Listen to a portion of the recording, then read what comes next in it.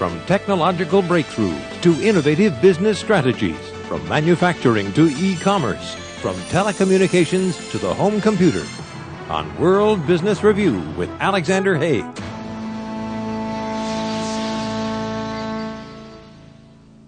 Welcome to World Business Review. I'm Alexander Haig. Reducing telecom expenses is our next topic for review. Here for this discussion is Barbara Clements, President of Auditel, Inc. of Florida. Welcome to World Business Review, Barbara. We're delighted to have you. It's great to be here, General. Now, Barbara, how big of an issue are telecom expenses, and can you really save significant money with improved procedures? Really is a big issue right now.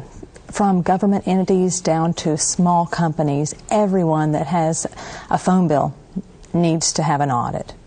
There's money that is being wasted because people aren't looking at their phone bills. They think they could be accurate, everything's right, but if they don't look into them, they won't know. Right. All right, now, is this a recent development, or has this been around for a while? No, it's not recent. It's been around since the beginning of the divestiture when AT&T broke up, and now it's worse every year, 95% increase over last year of customers complaining. So it's getting worse, and we want to help people to make it better. For more, we go to this World Business Review field report. In the telecommunications industry, jobs have been slashed, customer complaints are up, and businesses are spending 20 to 40% more than they should due to billing errors. The particularly amazing thing about this is that few companies even realize it.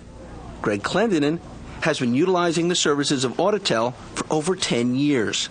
Well, I first found out about or heard about Auditel when I was Vice President of Operations of Sears Termite and Pest Control. We had about 100 offices doing business in 9 southeastern states, and we needed somebody to audit our phone lines and to help us with the setup of our phone lines, and we were referred to Auditel, and that's how we made our initial contact with them. Unlike many of today's bottom line enhancement solutions, this one is easily quantified. When Auditel first came in and audited our phones in the previous company that I talked about, as well as in the company that we have now, Middleton Lawn and Pest Control, they found a lot of lines that weren't even being used that were being charged for. And they also found some inefficiencies in the way our lines were set up. And in addition to that, when they audited our phone bills, they found some things in our phone bills that weren't proper charges. In the previous company, Sears Authorized Termite and Pest Control, they saved us money that was well into the 6 figures. And today, they regularly save us money, all the time. Our payable supervisor has a direct connection with Auditel, and if she has any questions about a particular phone bill, she's able to call them, and they're able to help her with it. And in most cases, it results in reduced charges. Disaster recovery is another aspect that bears close attention. It's a matter of business continuity. Another service that Auditel provides is disaster recovery backup. And disaster recovery is a big deal to us. We live in Florida, and our branches are spread all over the state of Florida. We have a lot of lightning, more lightning than any other state in the union, and we have big storms with names. So it's important to us that we have a good disaster recovery plan, and that includes making sure the phones are up so that people can call us. So our phones have to be up. And Auditel has really helped us in disaster recovery. In one incident, we had a lightning strike where one of our district centers was completely knocked out. We called Auditel. In 11 minutes, those phone lines were transferred to the other district center, and we are up and running again. Saving money is important, but customer service is critical. Well, the biggest benefit, of course, is saving money. But in addition to that, we're a lot more efficient as an organization. And the phones are a critical connection that we have to our customers. And so our service is obviously, absolutely a lot better as a result of the work that Auditel has done for us. Our service to our external customers is a whole lot better. With competition being what it is and billing errors being what they are, bill reduction and overage recapture might be the easiest way for today's telephone and telecom-centric companies to enhance their corporate coffers. For World Business Review, I'm Geoffrey Shuler reporting. Now, Barbara, doesn't accounts payable usually handle this in a company? Well, the accounts payable pays the bills, and they're due quite shortly after they receive them. But the accounts payable does not know how to read tariff, and they don't know how to go into those monthly service fees and tell anything other than that that's the site that they're paying for. They really don't know the detail of what's involved inside those phone bills. Well, now, why aren't more companies looking into this? I'm thinking of my own little operation. Well, companies don't realize it, and we've never advertised. And it's something that people really need to know about. Right. Well, now, how can companies sustain the results from telecom auditing over the longer term? We set up things in place when we start the audit. We put things in place to help a company maintain their bills for a long time. With your small companies, we can set it up in place for it to last a very long time. With your bigger companies that have acquisitions and mergers, they need more help because their growth and their orders are placed differently. So we monitor those for long term because unless they have a staff that can do it, we train them if they don't. Now, if they have a technology change, you're also on top of that. Right. We constantly keep up with what's going on in the industry and make sure people are aware of the different changes. We've helped companies 3,000 sites large, down to the small 5 or 6 location or one location with 100 lines. But in your big ones, an example would be saving a company of 900 sites, let's say, $750,000. And that money doesn't even include long distance. That's just your local phone bill expense savings, not including long distance, not including frame relay or data. Oh, wow. Now, do you train companies to do their own auditing, or do you provide the auditing service through your company? We do both. We audit the phone bills for companies that need it, and those small companies, we can teach them how. We just teach them how anyway. But then the big companies, we teach them as well. Sometimes we'll teach them if they're not familiar with phone bills at all. We teach them in order to start the project, and then we can teach them through the project, let them do their own audit, or after the audit's completed, we teach them and they bring it back in-house and they can keep on and maintain their own bills. Right. Yeah, because I guess most of these functions are being performed in any event except not correctly, is that? That's it, yeah. They really don't know. And once they do and we correct their billings, there's procedures that need to be followed to keep them, to maintain them. Your orders need to be placed differently. And every step of the way, the procedures that are being done now, sometimes they're being done wrong. And even companies with telecom managers have sat in some of our training classes and they were overwhelmed. They couldn't believe that they learned things with 15, 20 years experience that they were learning. And we've changed some major corporations' entire telecom ordering structure from our audits. The most important thing that I'm able to take away from this training is to be able to understand an invoice. I've been processing invoices for 4 years, and I thought I knew everything about invoice processing.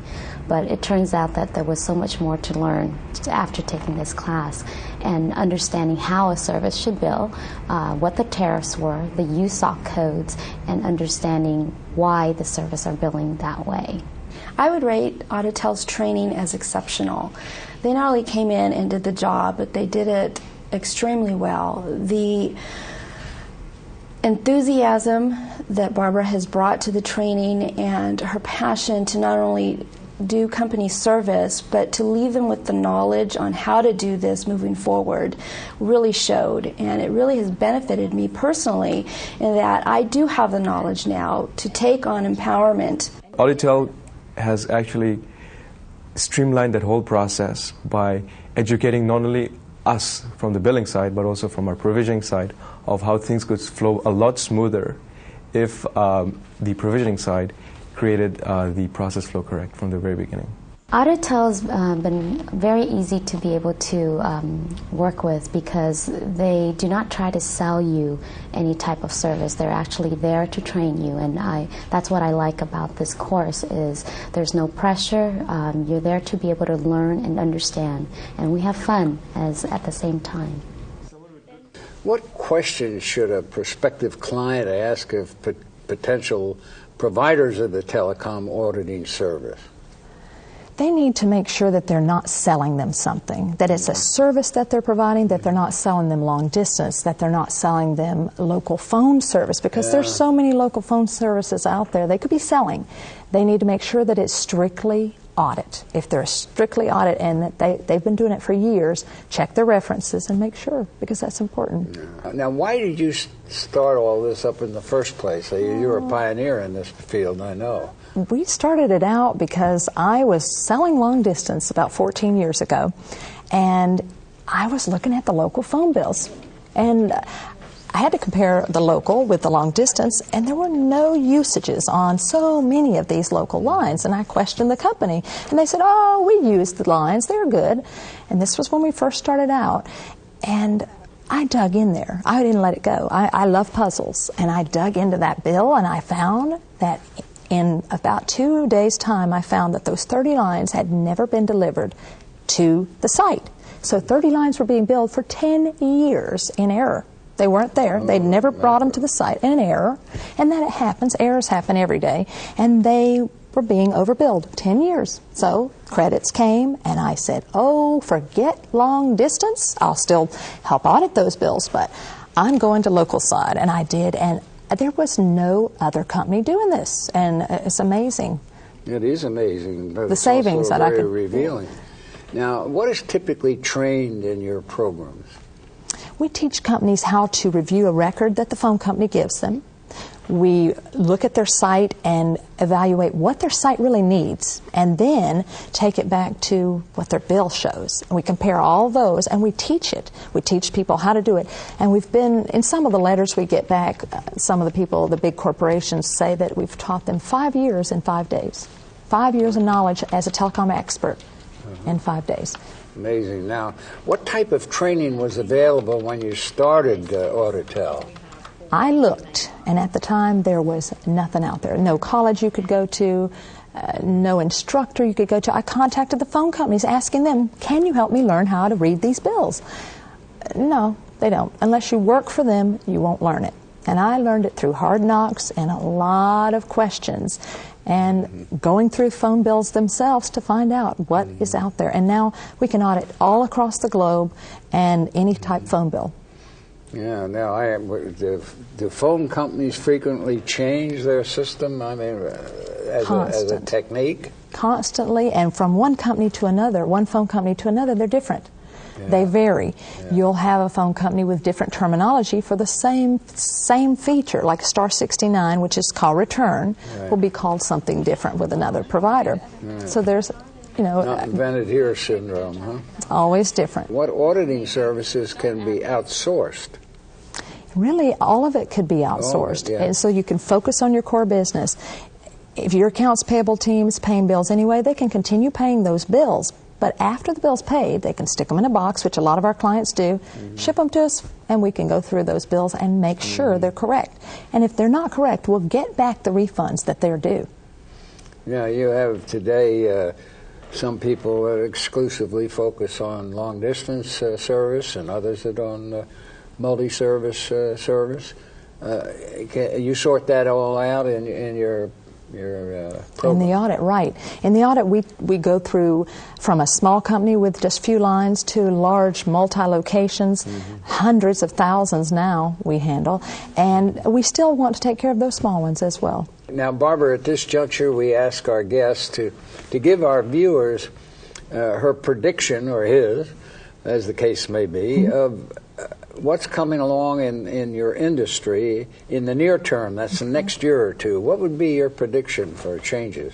I think the industry is going to continue to have a lot of complaints. The phone bills are going to continue to have the errors, and unless there are more people, a lot of times now people are losing their telecom jobs. They're reducing their fees. Companies they're reducing their employees, and a lot of those are... Competition is helping, do you think? Oh, yeah. Plus the economy. The economy, too. And there are key people in their telecom that knew what was going on are gone.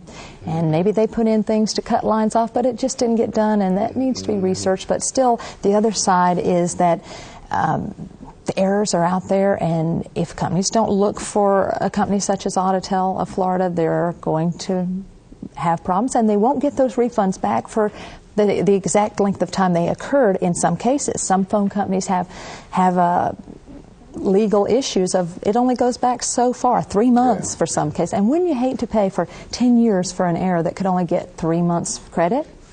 I suspect I may have. I'm afraid. Be that as it may, unfortunately, the clock has caught us again, and we're going to have to terminate this absolutely fascinating discussion. But before doing so, Barbara, I want to thank you for bringing this subject so clearly to our viewers' attention. Well, thank you. And thank you for watching. Until next time, for World Business Review, I'm Alexander Haig.